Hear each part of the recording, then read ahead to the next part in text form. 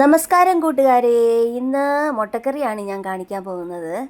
അത്ര സ്പെഷ്യലൊന്നുമല്ല, എല്ലാവർക്കും മുട്ടക്കറിയൊക്കെ വെക്കാൻ അറിയാം. എങ്കിലും ശരി, നമ്മളിന്ന് എന്താ വെച്ചത്, നമ്മുടെ കൂട്ടുകാരിപ്പോൾ ഒരുപാട് കൂട്ടുകാരുണ്ടല്ലോ യൂട്യൂബിൽ, ഫ്രണ്ട്സ്, അവർക്കൊക്കെ വേണ്ടി വെറുതെ കാണിച്ചു കൊടുക്കുക ഇന്നെന്തായിരുന്നു നമ്മുടെ വീട്ടിലെന്ന്.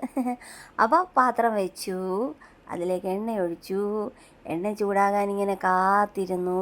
ചൂടായപ്പോൾ കടുകിട്ടു. ഓക്കെ, മുട്ടക്കറി ഞാൻ കടുകിടും കേട്ടോ, മീനായാലും കടുകൊക്കെ ഇടും. അതിന് ശേഷം ഞാൻ വെളുത്തുള്ളി ഇഞ്ചിയും ഇട്ടു. അതിന് ശേഷം പിന്നെ കടുവറ ഇളക്കുക. ഇളക്കിയിട്ട് കറിവേപ്പില ഇട്ടു. ഇളക്കി വീണ്ടും സവാള ഇട്ടു.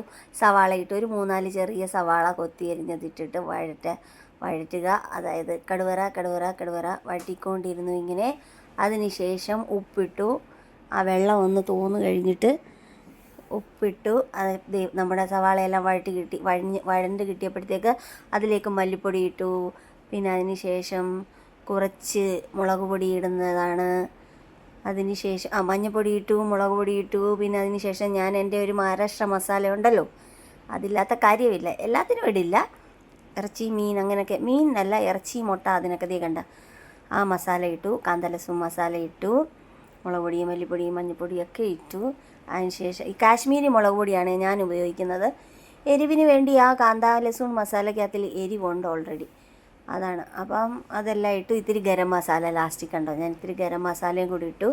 അതിന് ശേഷം നന്നായിട്ട് ഇളക്കി ആ മസാലകളുടെയൊക്കെ പച്ച മണം മാറുന്നത് വരെ നല്ലപോലെ ഇളക്കി. അതിന് ശേഷം വെള്ളം ഒഴിക്കും. ഓക്കെ, ഞാൻ മിക്കവാറും ഒഴിക്കുന്നത് ചൂടുവെള്ളമാണേ. ചൂടുവെള്ളം ആകുമ്പോൾ ആ പച്ചപ്പൊക്കെ അങ്ങ് മാറി പെട്ടെന്ന് തിളയ്ക്കുകയും ചെയ്യും. അതിന് ശേഷം പിന്നെ അതൊന്ന് എണ്ണ ഇങ്ങനെ തെളിഞ്ഞ് നന്നായിട്ട് തിളച്ച് വരുന്ന സമയത്ത് നമ്മൾ മുട്ട പെറുക്കി ഇങ്ങനെ ഓരോന്നോരോന്നായിട്ട് വരഞ്ഞ മുട്ട അങ്ങോട്ട് പെറുക്കി ഇടുന്നതാണ്.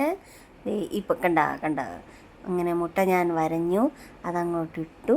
എന്നിട്ട് നല്ലപോലെ തിളപ്പിച്ച്, അതായത് ഈ ചാറെല്ലാം മുട്ടയ്ക്കകത്തിലോട്ട് കയറി ആ മസാലയുടെ ടേസ്റ്റ് വരുന്നത് വരെ നല്ലപോലെ തിളപ്പിച്ച് കുറുക്കി ഇങ്ങനെ എടുക്കും. അങ്ങനെ നമ്മുടെ മുട്ടക്കറി കേട്ടോ, എണ്ണയൊക്കെ തെളിഞ്ഞ് നല്ല അടിപൊളി സുന്ദരിക്കുട്ടിയായിട്ടിരിക്കുന്നുണ്ടോ. മസാല അത് മല്ലിയില മേലെ കൂടി ഇട്ടു. അങ്ങനെ നമ്മുടെ മുട്ടക്കറി റെഡി ആയിരിക്കുകയാണ്. ഇഷ്ടമായെങ്കിൽ ലൈക്ക് ചെയ്യണേ, സബ്സ്ക്രൈബ് ചെയ്ത് സപ്പോർട്ട് ചെയ്യണേ. പ്ലീസ് സ്കിപ്പ് ചെയ്യാതെ കാണണേ. നന്ദി.